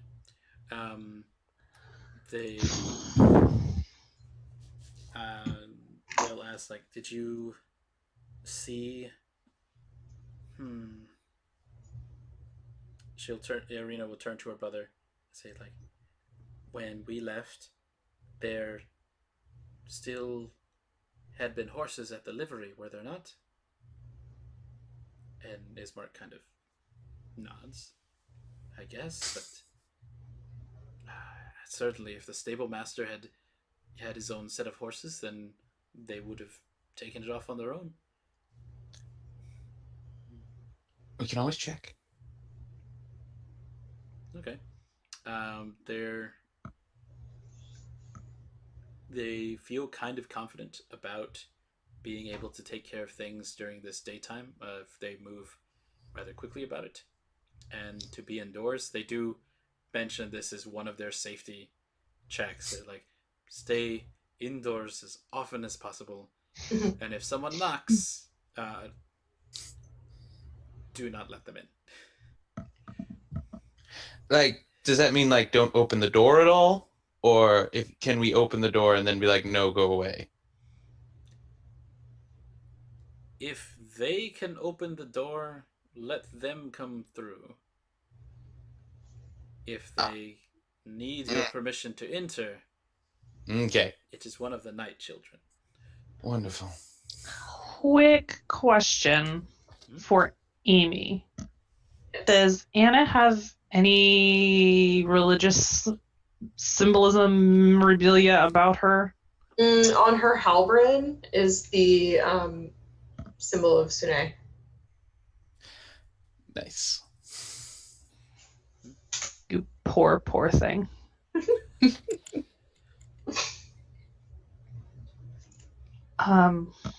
Planning to leave is all well and good, but we have a few more tasks to attend to.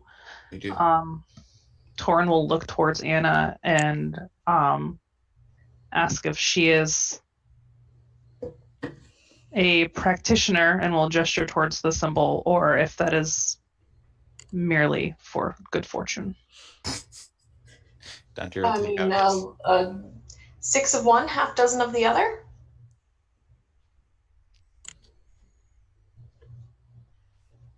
So, yes. Yes. Okay. I would ask your assistance on something. Sure. Yeah. Ismark and Arena are interested in investigating the local livery. They say it's a house kind of on the corner of town. They check if there's carriages, anything left.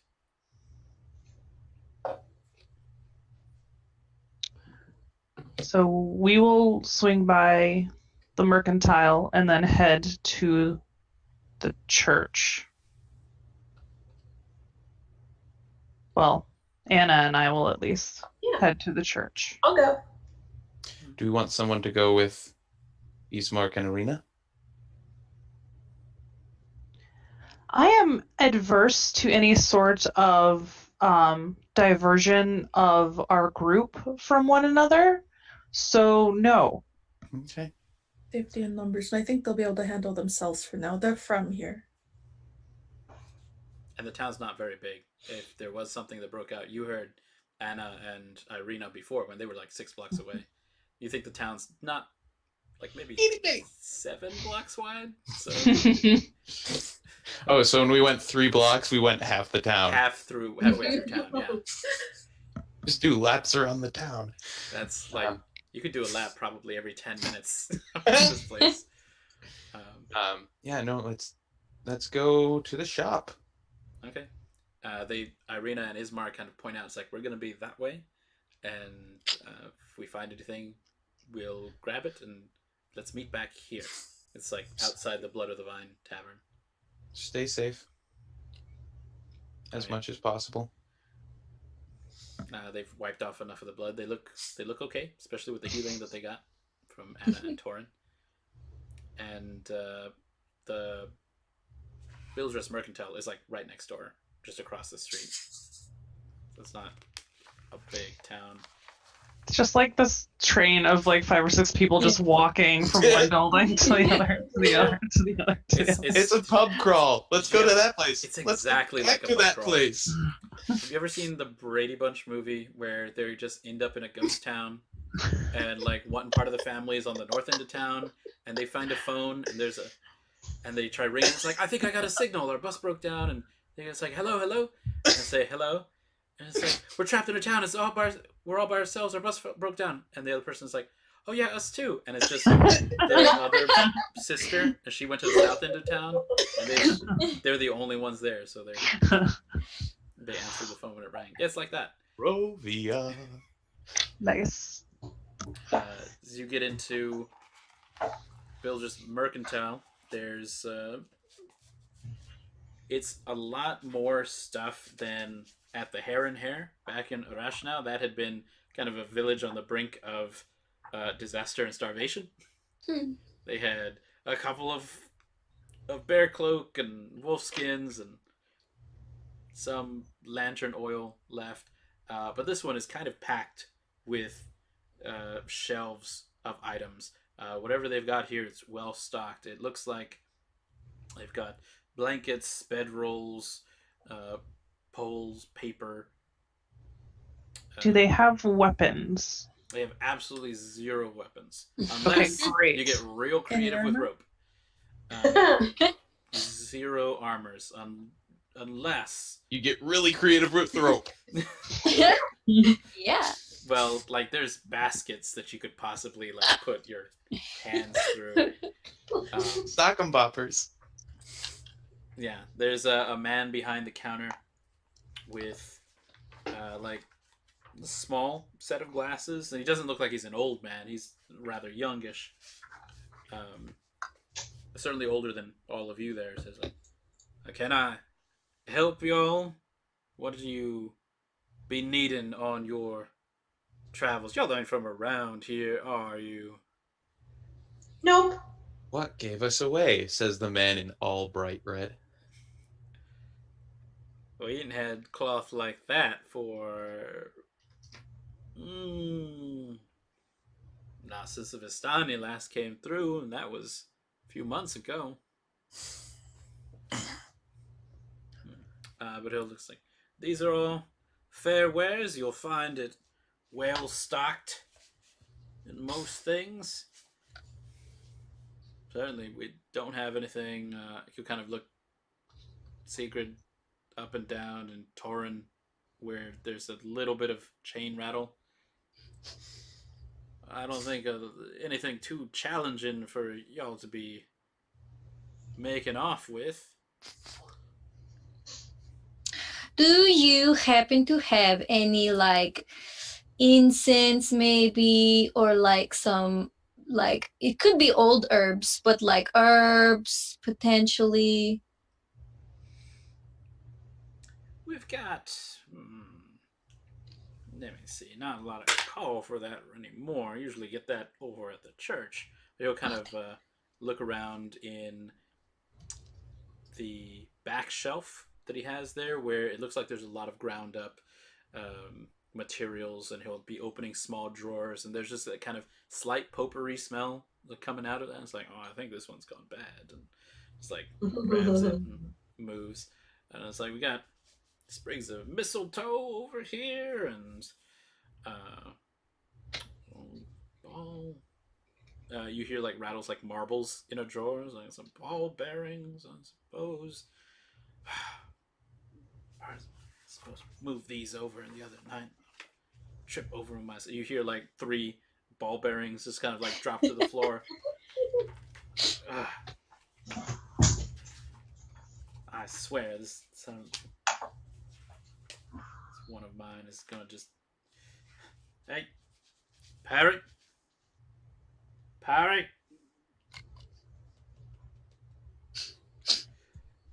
Wimple. And out of the back room, storage area, maybe, as he's been hollered for, there is a rather large young lad who comes out from the back rooms. He kind of stoops in through the stockroom door, and he's still a little stooped as he gets in. And you think it might be the boots that he's wearing, but he's got like the build of, frankly, a gladiator with those arms and that chest.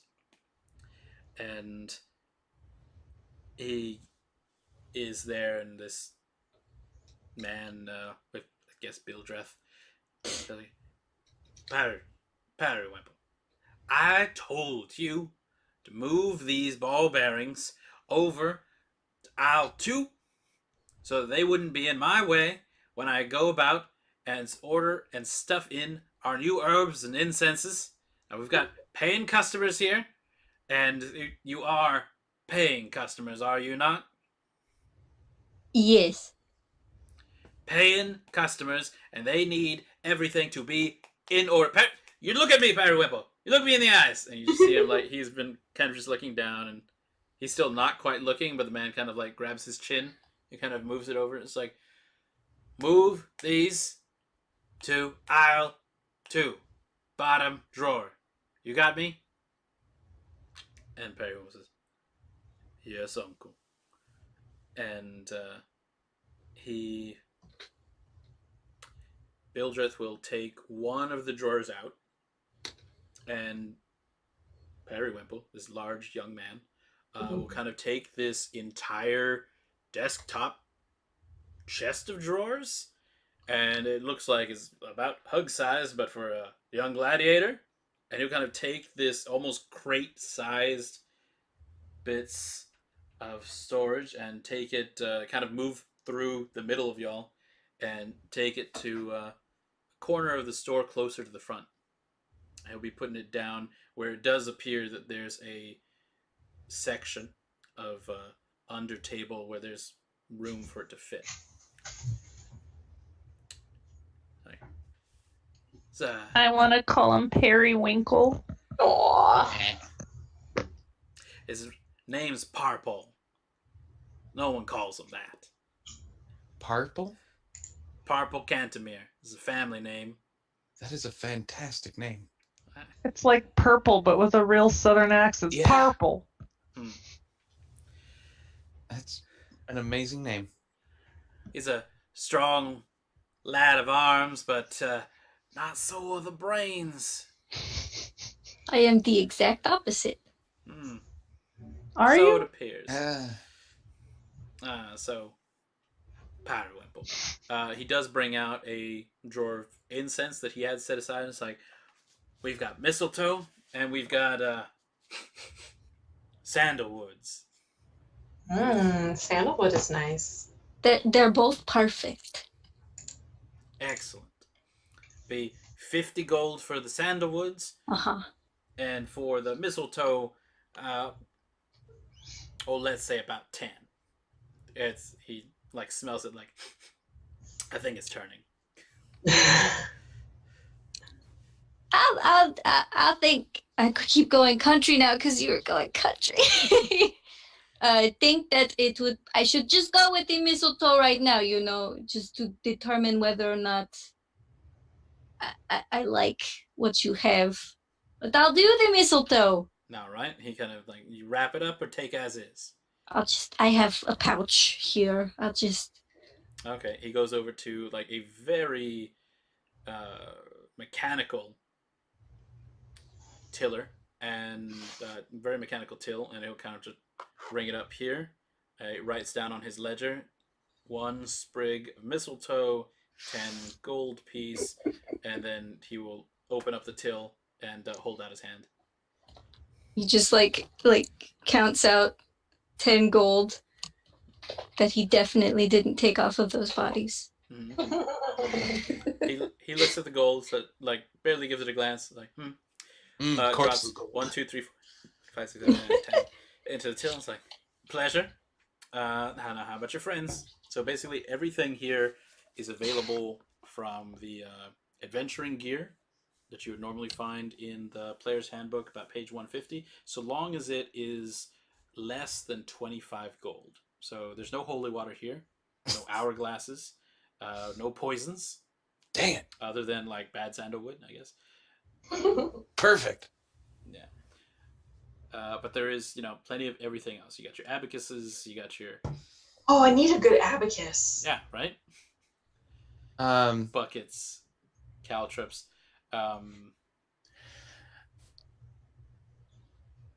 Do you have any paper? Sure do. Periwimple, bring over 3 rolls.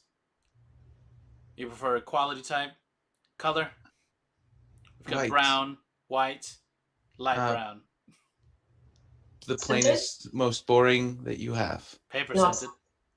Perfect. Paper scented. Okay. Periwinkle brings over 3 like milk crate size things, and the paper has been cut into sheets. He brings them down. There's a couple of reams of the brown paper and of the light brown. There's a lot less of the white paper. Mm-hmm. So, all right, that'll be 20 silver a sheet. Perfect. How many of the white do you have? He kind of puts some out.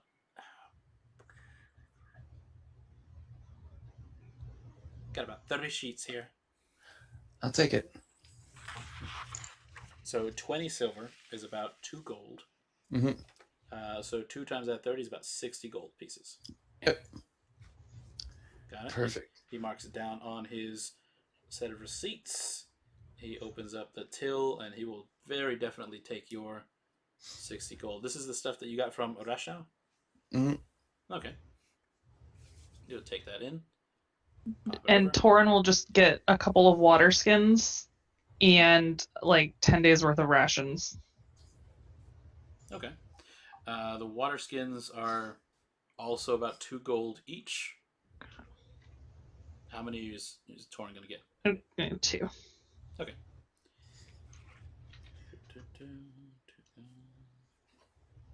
So 4 gold for those, and then the rations.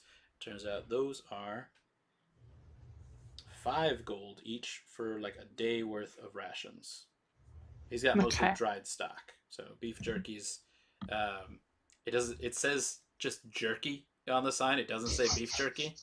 Oh no. Unless you want to roll some insight. That's Yeah. Jerky. Yes. Human Yeah. jerky. Dantiir will also take 25. a water skin. Okay. 2 gold for that water skin for Dantiir. With 25, that you think this might be more wolf meat. And then, Okay. It's fair. most of it. And then there's kind of older stock near the bottom that, out of the jerky drawer, that is a little tougher than that. You think that might actually be beef. But it's very old and very dry. We'll stick with the wolf, and I'll do 10 days worth, so 50 gold. That's right. I'll do the same thing. Okay. A lot of food. It's actually not. 10 It's not a days. lot of food, It's but only- it's expensive food. Yes, Welcome yes. to Barovia. That's the Mhm. thing there. So everything that he's been quoting you, Anna, you're freshest. So just having been prepared to come out here and do some confrontations, you stocked up on your own stuff. You're pretty sure that last time you bought rations, it was like 5 silver. It's not expensive. Yeah. Last time you saw a water skin, that was like 2 silver. And sprig of mistletoe, going bad or not, Way 10 too expensive. Yeah, usually of the quality that maybe like a druid you'd use or otherwise, that's going to be like at most a single gold piece. Like everything here is about 10 times as expensive. I'm good with all my stuff for now.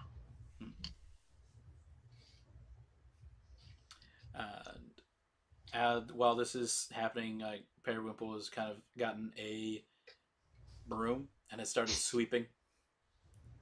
And just kind of sweeping around all of you and just like kind of in between all of you. And he doesn't, very careful about it, but he never bumps into any of you.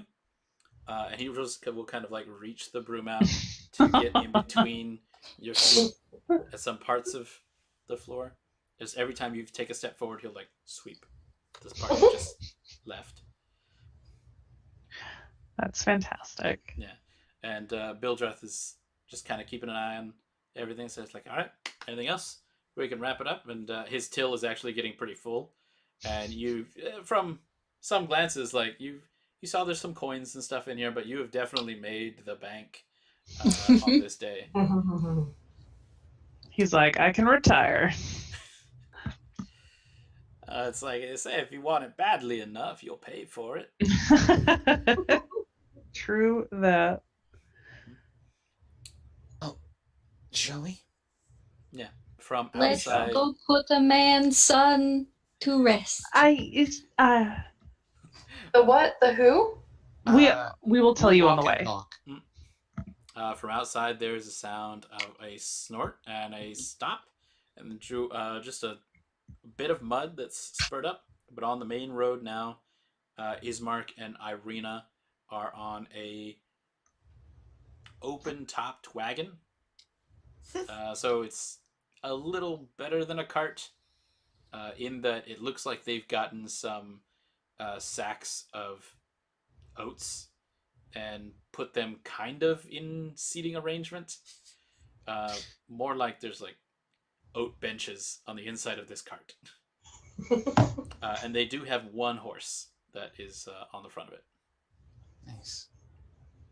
It's like, we got Ellie. Looks like there was something left. They left her tied up. They left her there in the stable. I think she was glad to see us. How healthy does this horse look? Give me a medicine check on that. Awesome. That's a 9. This horse looks like it's been without food for at least 3 days. Right. And so this is like if you ask somebody to make a model of a horse and just kind of had described it. Oh no. Like the harness and things that are on it are certainly meant for horse shapes, and this fits into horse shape. It's But- sack. Ellie here has seen better days, and Irina, like while they're just stopped in front, Irina's like patting her on the haunch and saying like, "You're a good girl, Ellie. Yes, we're gonna ride for a little bit, and then we'll find somewhere safe, and then we'll give you some oats. We'll let you graze." And she's just like kind of talking as softly as she can to this horse. And you can see like there's like bones and ribs showing. Oh. Funny. Sigrid's gonna ask Irina if they were able to find any food for the horse in the barns there. She says, we took everything that we thought that Ellie could carry." And she'll like pat behind her off the cart seat the sacks of oats there. So you've got at least 8 sacks of oats there. They look like they're about 10-pound bags. Okay. So it should be good for at least 2 10-day. Okay. And just, Ismark kind of comments a little darkly. It's like, and if we run out, then dried oats, you get to taste for them when you need to. Oh, see, I thought you were going to say we would eat the horse. Irina kind of like glances over and she like puts her hands over Ellie's ears. Like, she is a good horse. Ismark doesn't quite roll his eyes. It's like, she is horse adjacent. And she will do some work with us, I think. Dantiir's gonna go up and just like pat it on the muzzle. Like, She kind of parts her lips and like works her way over. And she kind of starts sniffing at your backpack. She's really hungry now. Did you already feed her? We watered her. We gave her oats, but that's all that we could give her. We didn't have quite anything else. Dantiir, do you have something in your bag? I don't think I have anything besides rations. Maybe she likes wolf jerky. I'm not. I don't have wolf jerky. She's definitely digging at something at your bag. I'm gonna open up my bag and see if what I see that she's been digging at. She goes for the top, like wrapped bit of rations, and she's kind of like pushing at the knot that's on top of it. I'll open it up for her. in this one that this is one of the last ones that you had packed up from home, it turns out. And it's been so many days now, but it feels like weeks, almost months.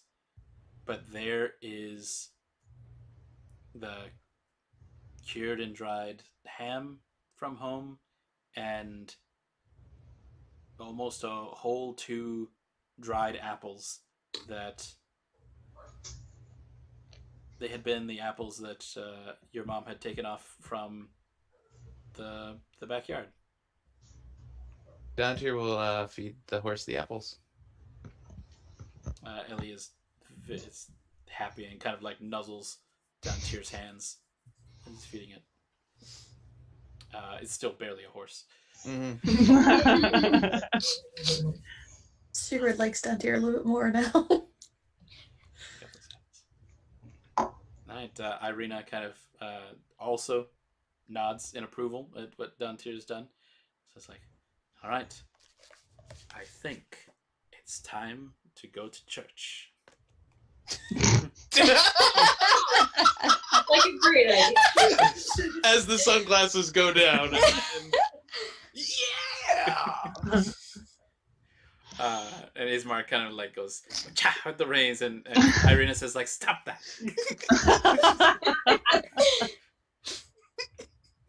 Ellie kind of like slowly starts walking forward.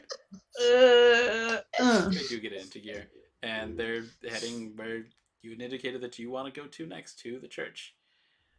From ahead of you, it's not a bright morning. There's certainly light out, and you're close enough by that you can start hearing those cries for blood. I think that's where we will leave it for tonight.